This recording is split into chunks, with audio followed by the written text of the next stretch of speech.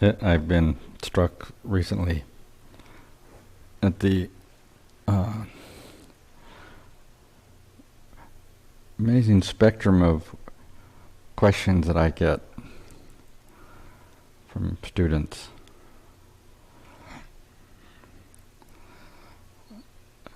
Covering every subject known to humans. And it really struck me a couple of days ago that of all the questions I'm asked, I'm rarely asked the one question.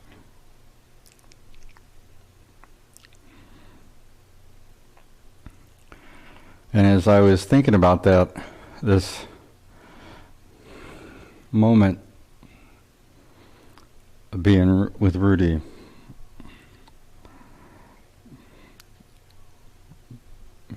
just flooded back into my awareness like I was sitting there with him.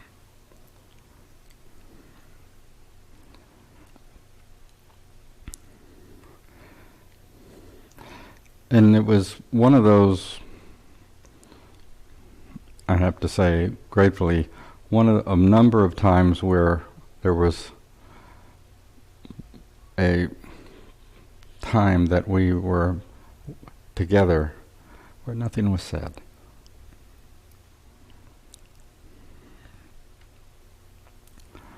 Often that happened about 6 o'clock in the morning, where he would, when I was able to visit him in New York, and I slept in the meditation room or underneath this giant horrific looking deity called Lamo.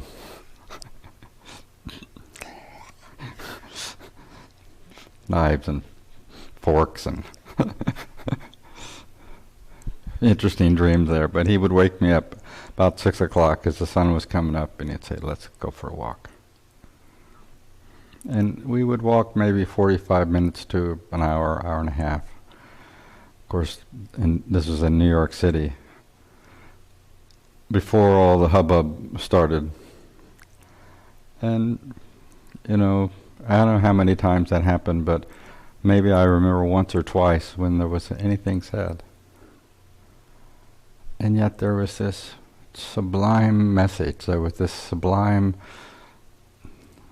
teaching, this sublime understanding that was simply pulled forth in me just by being in his presence, but mostly by recognizing the presence that I was in.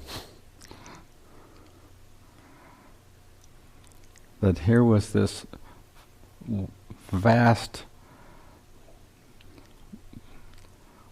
well of depth and nourishment and love and intensity and fierceness that needed nothing to be said. So as I'm reading this email and that text and this question and that question and this drama and that comedy of errors and on and on and on, it was just so sweet that this kind of thing came back to me. And so I have an image that popped up into me at the same time, which I don't know if you guys can see this. And I'll pass it around with. This is a picture of Rudy and as an orange crush. Those of you who are my age and Sadashiva's age remember Orange Crush, as this was a soda that we used to drink when we were kids. The only picture I could find was one that's still made in Mexico. Anyhow, this is a picture of Rudy and an Orange Crush superimposed on each other. And this says across the top, "Warning, do not drink this. The known side effects: an exploded heart, every bone in your brain broken, loss of tension, self-absorption, and self-serving patterns, extremely high risk of death or unconditional joy, whichever comes first."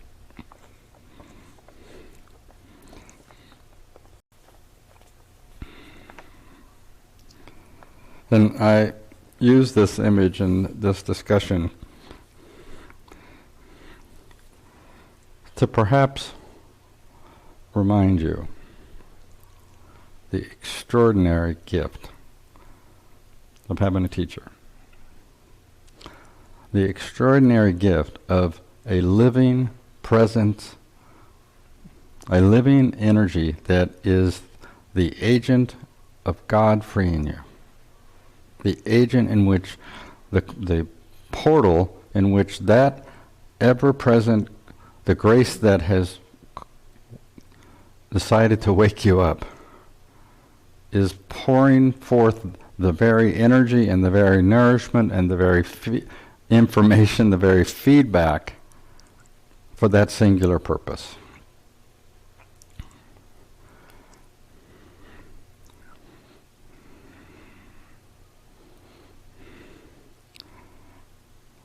And while I'm happy to have dialogue with people about their challenges, I'm perpetually doing that with one intention, which is to attempt to fold that person's inquiry back on themselves to ask the right question.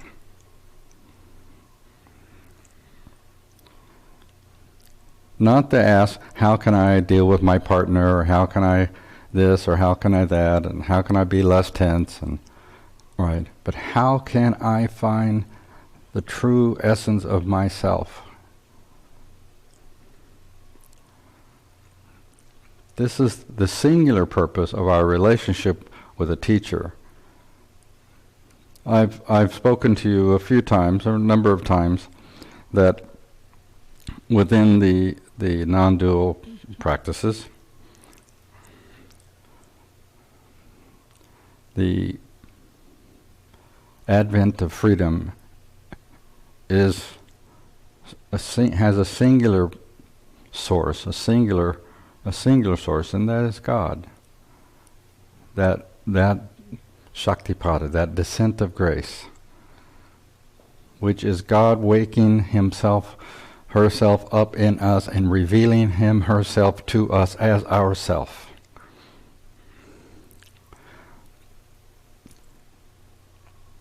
And each of us, each person sitting in a room like this with a weirdo like me, is doing so because of that grace. Not because of really good marketing, not because your partner dragged you there, right? Not because you thought you might have better abs or be cuter or attract a partner. And God knows people come to a spiritual practice for many reasons. And we're not there to get over our pain or to fix ourselves, even though that's why most of our experience is, it's got to be more to life than this, and we go and we search. And not to belittle or deny any of that, but at some point when you come to recognize that we are sitting in the temple of our own heart because God has woke up in us, and in the non-dual tantric practices, that moment calls forth within us a twofold dynamic, which is this longing that is released, and the longing that compels us to find the energy to nourish and propel that longing into its fruition. Oh, and by the way, that would be called a teacher. That would be called Shakti.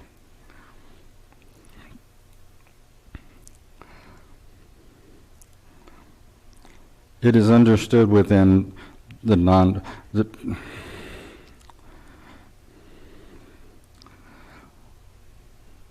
without getting too elaborate, that descent of grace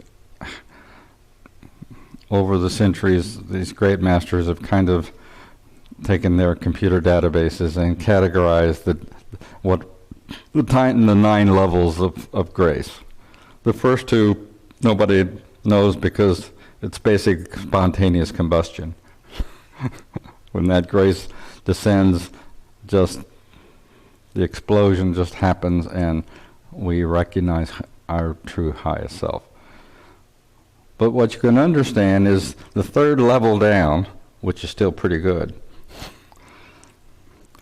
is that moment that I just described, where this out of nowhere, for no good reason, something wakes up in us and this longing arises and it magnetizes us to the energy that we need to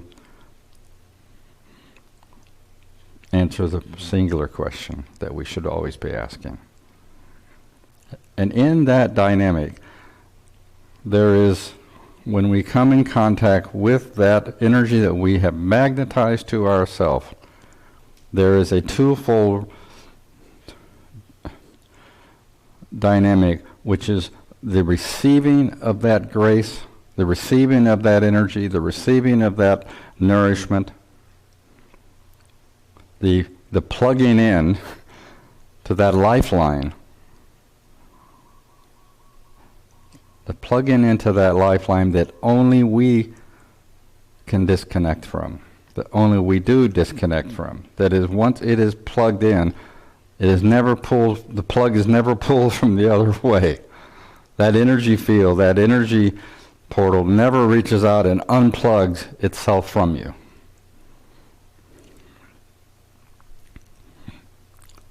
Accompanying that receiving is the requirement to be responsible for what we've received.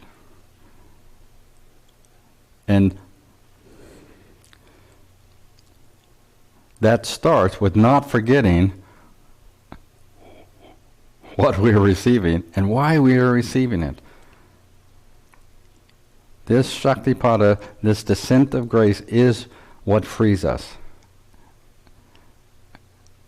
And so we must then, as individuals, take the responsibility for what we've received and use it for what is being given for, which is the answer to that singular question.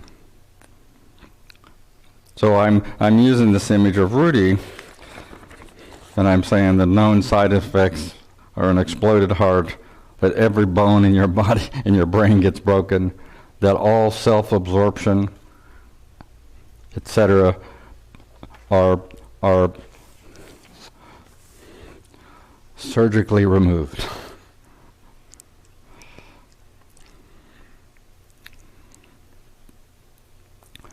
The most profound times that happened with me and Rudy were when he never said a word to me, including the last 42 years, is that right? Last long period of time when he wasn't around to say a word to me. When he wasn't around, he didn't need to be around for that message, that communication, that energetic plug-in to perpetually inform me of the change that I needed to make in order to receive what I have been given. And I am amazed, truly amazed, every day at the flood of information, at the flood of insight, of the flood of pure clarity that is available every day because of those moments when we walk down the streets of I shouldn't say because of those moments, but that were as present now as they were in those moments when we would walk down the empty streets of New York. And the only time one time I remember saying one word in an hour, or one thing in an hour, walking down the street, and he looks up and he's looking at the buildings like this, and he's smiling, he sees it, and then he looks at it, yeah. It's just kind of, you could see the change in his face. depending on the building that he was looking at. And after about 45 minutes, and he looks at me and says, I shit on modern architects. Because if you walk down the streets of New York City, there are these beautiful old buildings, and then there's these square concrete blocks, buildings that people call buildings now. And he had such appreciation of the mastery, etc. I shit on architects that make these buildings.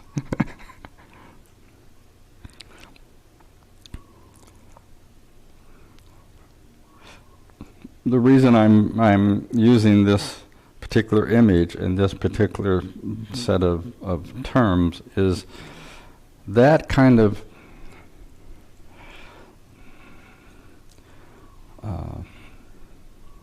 requirement.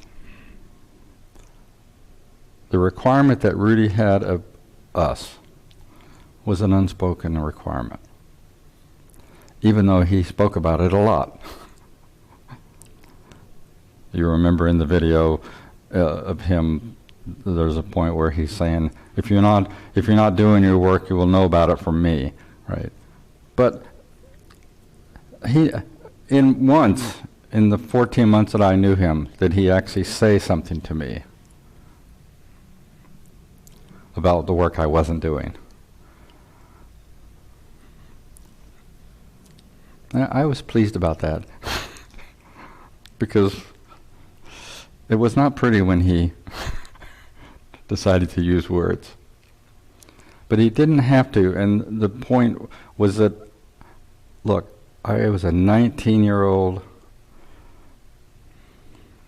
ex-crazed hippie, not a neuron left in my entire system. And yet somehow there was a recognition of immense, immense, immense gifts that have been given to me that I, for no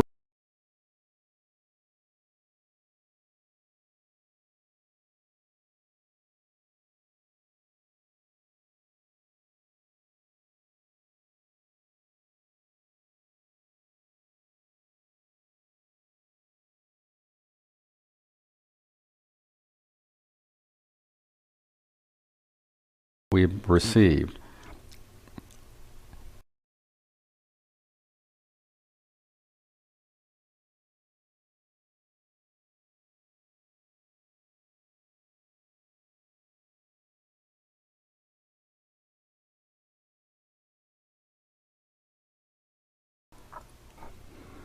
That this is describing a little bit, that most of you can kind of, the intensity that was Rudy of wanting. One of the other few times that he said something on our walk was, nobody wants. Nobody wants. And I encourage you to understand the difference between I want, I need, and I want. We're perpetually trying to fulfill some need, and then we're perpetually complaining about that need not being fulfilled, and complaining that somebody else isn't fulfilling this, or that dynamic in our life didn't quite do it, etc. Instead of understanding that it is in the depth of our wish, it is the depth of our want. That is that longing that erupts within us because God chose for it to erupt in us. That's what he was talking about when he said nobody wants. So this isn't a discussion about how important I am. This isn't a discussion about how important your spiritual life and your connection to the energetic connection that is available to you every moment by God's grace. Don't you forget it. Don't lose sight of that and the extreme preciousness of that. And to be honest, the extreme rarity of that.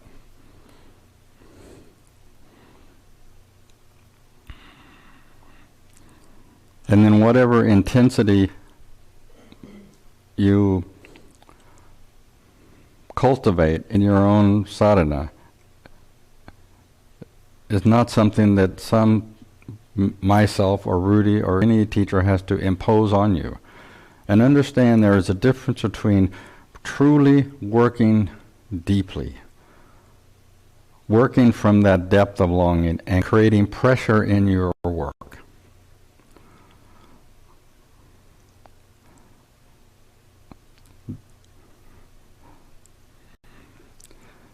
In that pressure, what happens as we work too hard, as we create all this pressure, what we're actually creating is constriction. Instead of being deeply, I say relaxed, but okay, I'll just relax and deeply still, and working from that intensity. And the deepest stillness is surrender. The deepest surrender is every time your stuff comes up, that instead of needing to act on it, you surrender it. Instead of when our stuff comes up, instead of needing to act on it, we surrender it. And it comes back up and we surrender it again. And then all of the different dimensions of our individuality, all of our psychology, all of our humanity, all of our karma, all of our history, all of our relationship with our family, etc., etc., etc., all of it, which does and often and usually does create constriction and trauma and compression, all of it can be absorbed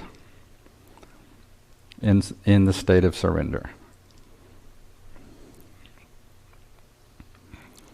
There's one singular question that we must ask in ourselves.